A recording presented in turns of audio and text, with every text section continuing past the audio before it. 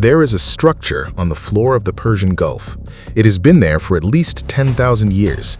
It is not natural. The stone it is made from does not exist anywhere within 800 kilometers of where it was found.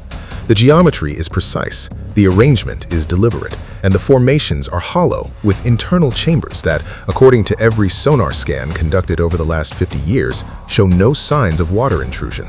Something sealed those chambers before the water rose, and it is still sealed. Here is what makes this different from every other underwater mystery you have heard about.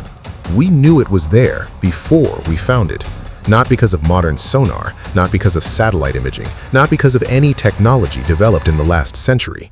Because it is described, in detail, on a clay tablet written 4,000 years ago by a civilization that had no submarines, no diving equipment, no way to see what was on the ocean floor. And they described it anyway. With measurements, with materials, with a precise geographical location, with a description of what it was built for and who built it.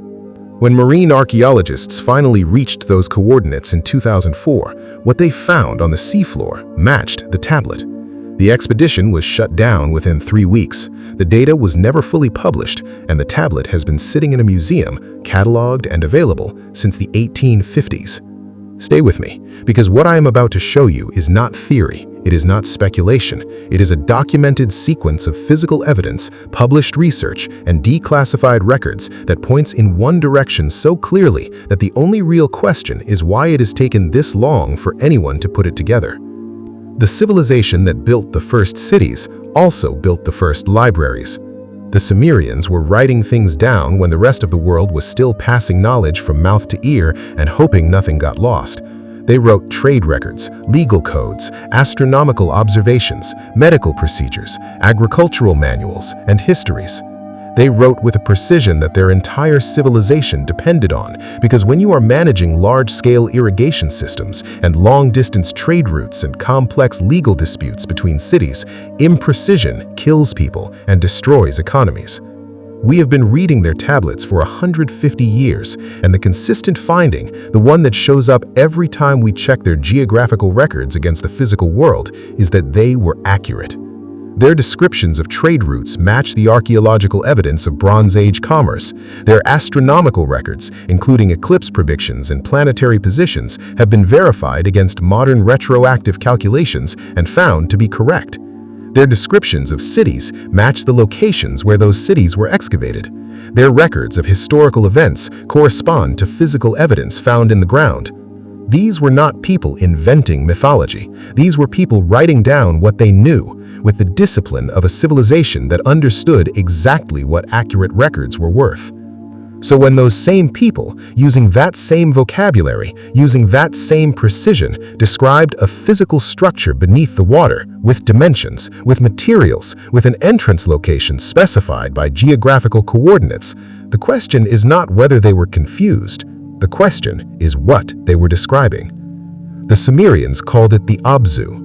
Scholars translate this as a mythological concept, an underground freshwater ocean, a cosmic realm, a religious symbol for the source of wisdom and life. That translation is not wrong, but it is incomplete in a way that changes everything. Because the Sumerian word Abzu is used in two different contexts in the tablets. In religious and cosmological texts, yes, it refers to a divine realm. But in a specific subset of tablets, the technical tablets, the inventory tablets, the infrastructure tablets, the Abzu is described as a building, not a symbol, a building. It has a foundation, it has levels, 7 of them, each described with its function. It has an entrance located at a specific place where 2 rivers meet the sea.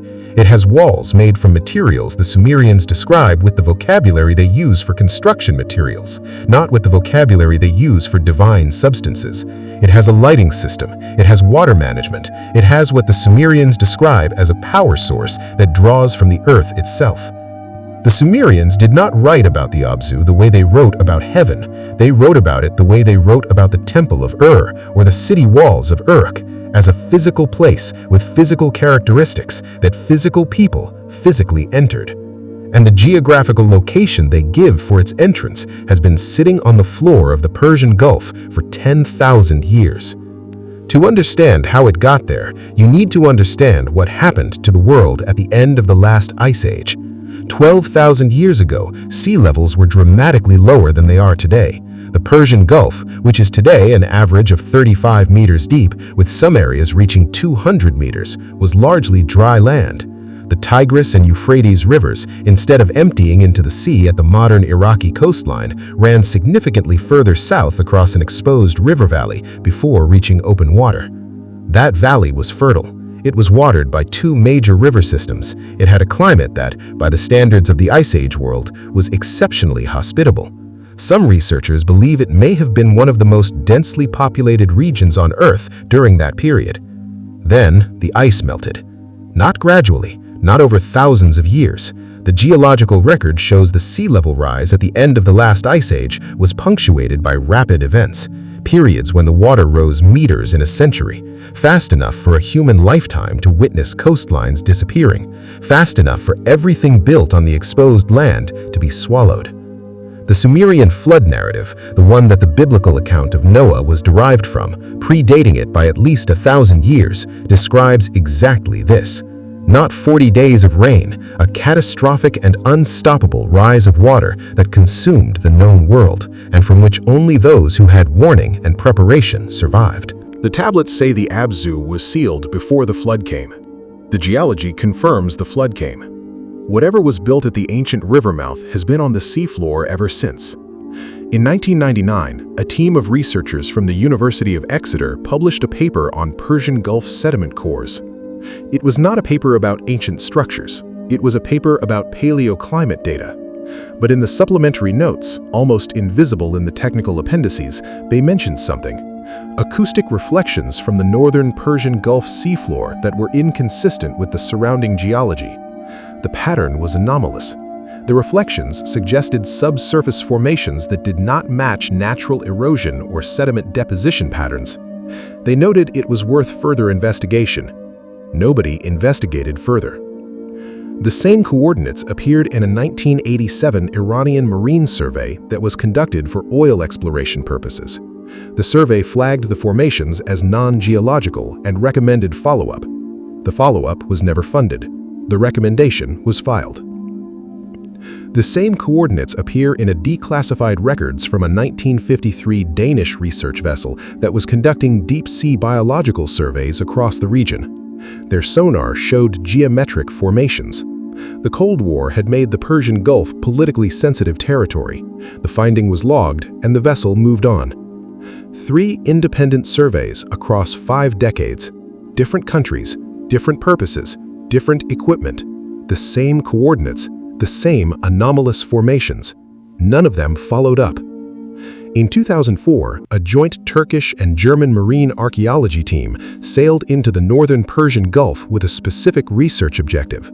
They were mapping ancient coastlines from the pre-flood period, charting the topography of what the seafloor looked like before the Ice Age ended and the water rose. They were not looking for structures, but their sonar imaging returned something that stopped the expedition in its tracks. A cluster of formations, symmetrical, arranged in a deliberate pattern, made from stone that geochemical analysis determined was not native to the local geology. The nearest natural source of that specific stone type was hundreds of kilometers away in what is now Turkey. The lead researcher described the formations in the published report with careful, measured academic language. He said they were inconsistent with natural geological processes. He said they required further investigation before any definitive conclusion could be reached. He said the expedition had documented everything it could with the equipment it had, and that a follow-up excavation was urgently needed. He gave one interview to a German academic journal the following year. He said it was the most significant discovery the team had made. He said the patterns were not random. He said follow-up funding was being sought. No follow-up funding materialized. The structures are still there, on the seafloor, unmapped, unexcavated, at the location the Sumerian tablets specify. Now I want to show you what the tablets actually say about the inside of the Abzu, because this is the part that the mythology classification prevents people from reading carefully. The Abzu has 7 levels. The tablets describe each level's function with the vocabulary of infrastructure, not religion. The first level processed water. Not symbolically, the language used is the same language used in Sumerian texts describing actual water management systems in their cities. The second level processed air. The tablet uses a phrase that scholars have consistently translated as purification, which they then classify as religious ritual. But the Sumerian word being used is the same word used in texts describing the filtering of water for drinking. Purification, in Sumerian technical writing, means removing what should not be there. Applied to air in an underwater structure, that is atmospheric management. The third level, stored knowledge. The tablets describe this as the place of the me. The me are described in other Sumerian texts as the fundamental principles of civilization: writing, mathematics, law, medicine, agriculture, music, the art of governance. Each me is described as a physical object that could be held and carried, stored in a location, transferred from one person to another. The fourth level is described as the place of biological processes. The language becomes harder to parse here because the Sumerians are clearly describing something they understood functionally but did not have technical vocabulary for. The fifth, sixth, and seventh levels are described in terms reference protection against forces the Sumerians called the unseen fire and the sky poison. Modern researchers have noted that these phrases are consistent with descriptions of radiation and atmospheric contamination, which would mean the lower levels of the Abzu were shielded against radiation, against contaminated air. Which raises a question that the mythology classification allows scholars to avoid asking. Why would a mythological realm need radiation shielding? The tablets that describe the Abzu are part of a larger corpus that describes the beings who built and inhabited it. The Sumerians called them the Anunnaki. Scholars translate this as the great gods who came down from heaven, and then they classify everything the tablets say about the Anunnaki as religious mythology. But the Sumerian tablets describe the Anunnaki with the same specificity they use for everything else: physical characteristics, behavioral patterns, technological capabilities, a point of origin, a purpose for being on Earth, and a departure. The tablets say the Anunnaki arrived before Sumerian civilization existed, that before their arrival, humanity lived without writing, without agriculture, without cities, without law, and that after contact was established, all of those things appeared, not gradually, in what the tablets describe as a single generation. This is the part that the archaeological record cannot explain with the standard model. The appearance of writing in Mesopotamia around 3400 BCE is not preceded by a clear developmental sequence.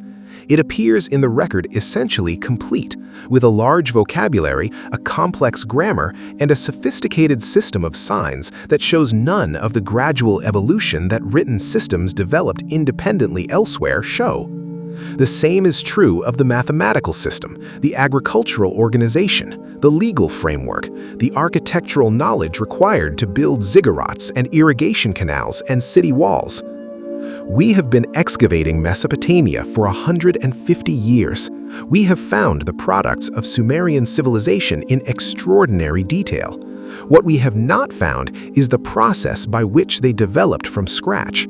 The foundation layers that should be there are not there in the way they should be. The Sumerian answer to where it came from is consistent across every text that addresses the question. It came from the Abzu, from the beings who lived there, given to humans directly. In 1513, Ottoman Admiral Piri Reis created a map of the world. The map is real. It sits in the Topkapi Palace in Istanbul. It has been studied by cartographers, historians, and geographers for a century. The map shows Antarctica. Specifically, it shows the coastline of Antarctica as it appears beneath the ice before glaciation covered it. The accurate subglacial coastline of Antarctica was not known to modern science until a coordinated international survey using sonar was completed in 1949. In 1960, Captain Lorenzo Burrows of the United States Air Force wrote a formal letter to the Piri Reis Map Committee confirming that the map showed the subglacial topography of Antarctica with an accuracy that was, in his word, impossible to explain by the cartographic knowledge of the 16th century.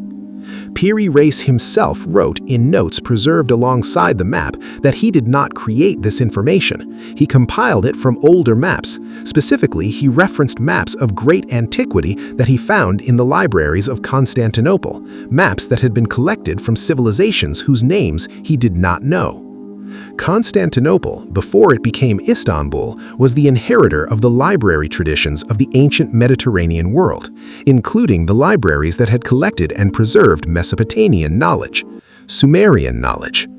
Someone, long before Piri Reis, had been somewhere that allowed them to accurately map a continent that was under ice, and they wrote it down, the way the Sumerians wrote everything down, because they understood that accurate records outlast the civilizations that create them. The question of who made those original maps is the same question as who built the Abzu, the same question as who told the Sumerians what civilization required before they had developed it themselves, the same question that the tablets address directly and that the classification of mythology allows the academic world to avoid. Let me show you where the evidence leaves us. A 4,000-year-old clay tablet describes a structure on the sea floor of the Persian Gulf with specific measurements, specific materials, specific levels and functions, and a specific entrance location based on the geography of the ancient coastline before sea levels rose. Sea level data confirms that the location described was dry land 12,000 years ago and has been underwater since. 3 independent marine surveys across 5 decades detected anomalous non-geological formations at the coordinates specified in the tablet. None were followed up. A 2004 joint Turkish-German expedition confirmed the formations using sonar and geochemical analysis. The lead researcher described them as the most significant discovery the team had made. The expedition was concluded. No follow-up was funded. The same tablets that describe this structure contain astronomical records that have been verified as accurate, geographical records that match excavated cities, historical records that correspond to archaeological evidence. The Piri Reis map, created in 1513, accurately shows a continent that was not discovered until 1820 and not accurately mapped until 1949. Its creator said he copied it from ancient sources. The Sumerian tablets say the Abzu was sealed before the flood. They say it was built to last. They say what is inside it has not been removed. Every survey conducted at those coordinates has found formations that should not be there. No survey has been allowed to go further. The tablet is in the museum. The formations are on the sea floor. The sonar data is in the archives. The expedition reports are in the academic record. What is inside the Abzu? What the Sumerians said was preserved there, what the beings who built it left behind when they sealed it and departed, is still there, behind 10,000 years of water, behind a seafloor that 2 governments have so far declined to allow anyone to excavate, behind 6 tablets that describe exactly what you would find if you went in. In the next video, I will show you those tablets, every level, every chamber. Everything the Sumerians said is still inside, because the directions they left work, the geography they recorded is accurate, and whatever they found important enough to seal away and document in extraordinary detail 4,000 years ago is still waiting at the bottom of the sea, exactly where they said it would be.